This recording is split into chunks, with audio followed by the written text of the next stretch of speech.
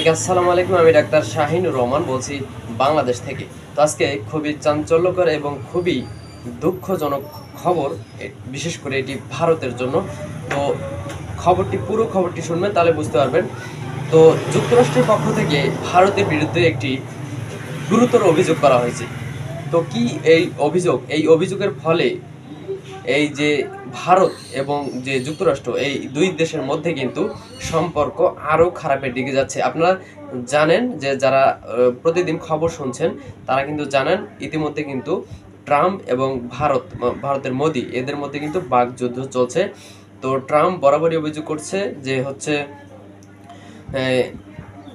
পুতিনের কাছ থেকে, অর্থাৎ রাশিয়া থেকে এই ভারত তেল কিনতেছে এবং এই তেলের টাকায় এই আমাদের পুতিন কাকু এই ইউক্রেন যুদ্ধে ব্যবহার করতেছে এই তেলের টাকাটি, এবং এই যুদ্ধে তারা খুবই ভালো অবস্থান তৈরি করতে পারতেছে এই তেলের টাকায়। এই অভিযোগটি কিন্তু এই ট্রাম্পের পক্ষ থেকে আসতেছে বারবার। তো এই অভিযোগ কিন্তু ভারত ইতিমধ্যে এই অভিযোগগুলো উড়িয়ে দিচ্ছে এবং যে যুক্তরাষ্ট্রের যে অভিযোগ সেগুলো কিন্তু পাত্তা দিচ্ছে না। এতে আরও কিন্তু ক্ষিপ্ত হয়ে আছেন ট্রাম্প। এতে কি যে হয়, মানে তাদের মধ্যে আরও সম্পর্ক কতটা খারাপ হতে যাচ্ছে সেটি কিন্তু এই ভিডিওতে জানাবো। তো শুরু থেকে শেষ পর্যন্ত শুনবেন। আসলে ঘটনা হচ্ছে, যুক্তরাষ্ট্রের প্রেসিডেন্ট ডোনাল্ড ট্রাম্পের ঘনিষ্ঠ উপদেষ্টা স্টিফান মিলার তিনি বলছেন, রাশিয়া থেকে তেল কিনে ইউক্রেন যুদ্ধে অর্থায়ন করছে ভারত। মার্কিন সংবাদ মাধ্যম ফক্স নিউজের এক অনুষ্ঠানে অংশ নিয়ে তিনি এই মন্তব্য করেন।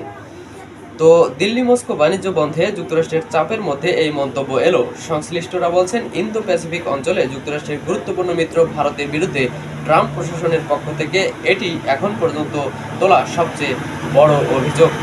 হোয়াইট হাউসের ডেপুটি চিফ অব স্টাফ এবং ট্রাম্পের অন্যতম ঘনিষ্ঠ উপদেষ্টা স্টিফেন মিলার বলেন, ট্রাম্প স্পষ্ট করে বলেছেন, রাশিয়া থেকে তেল কিনে ভারতের এই যুদ্ধে অর্থায়ন চালিয়ে যাওয়া গ্রহণযোগ্য নয়।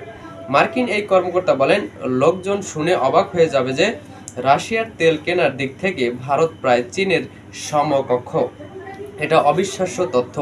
শনিবার ভারত সরকারের একাধিক সূত্র জানিয়েছে, যুক্তরাষ্ট্রের হুমকি সত্ত্বেও রাশিয়া থেকে এই তেল কেনা অব্যাহত রাখছে এই নয়াদিল্লি। তো গত 14 জুলাই মার্কিন প্রেসিডেন্ট ডোনাল্ড ট্রাম্প হুমকি দিয়েছিলেন, ইউক্রেনের সঙ্গে রাশিয়া শান্তি চুক্তি না করলে যেসব দেশ রুশ তেল কিনবে তাদের ওপর 100% শুল্ক আরোপ করবে এই যুক্তরাষ্ট্র। তো এই বিষয়টিকে নিয়ে কিন্তু আরও কিন্তু সম্পর্ক তলানিতে ঠেকতে পারে এই ভারত এবং যুক্তরাষ্ট্রের মধ্যে।